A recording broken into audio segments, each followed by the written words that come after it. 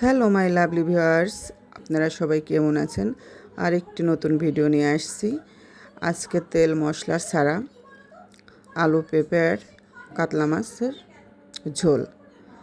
আমি কাতলা মাছ রান্না করার জন্য একটা প্যানে 2 টেবিল চামচ ঘি দিয়ে দিয়েছি। ঘিটা গরম হয়ে আসলে এর মধ্যে আমি কেটে রাখা পেঁয়াজ আর একটু রসুন কুচি দিয়েছি, দিয়ে একটু নেড়ে চেড়ে ভেজে নিয়েছি। এটা হয়ে গেলে এর মধ্যে আমি অল্প একটু জিরা আর 2 টুকরা তেজপাতা দিয়ে নেড়ে চেড়ে আগে থেকে কেটে রাখা পেঁপে হালকা সিদ্ধ করে নিয়েছি। সিদ্ধ মানে একটু ভাপ দিয়ে নিয়েছি, নিয়ে এটা প্যানে দিয়ে দিয়েছি। দিয়ে এর মধ্যে আমি 1 চা চামচ পিঙ্ক সল্ট অ্যাড করে দিয়েছি। দিয়ে একটু নেড়ে চেড়ে হালকা করে এর মধ্যে আমি 1 টেবিল চামচ হলুদের গুঁড়া দিয়েছি। হলুদের গুঁড়া দিয়ে হালকা করে একটু ভেজে নেব।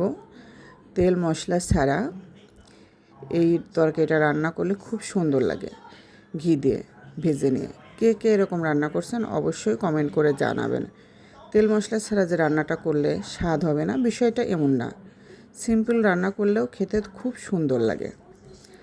আমার আলু আর পেঁপে ভেজে রাখা হয়ে গেছে। এর মধ্যে আমি পরিমাণ মতো ঝোল অ্যাড করে দিয়েছি।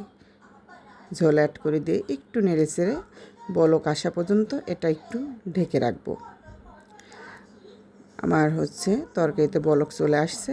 আগে থেকে আমি কাতলা মাছ ঘি দিয়ে ভেজে নিয়েছি, সেটা দিয়ে দেব।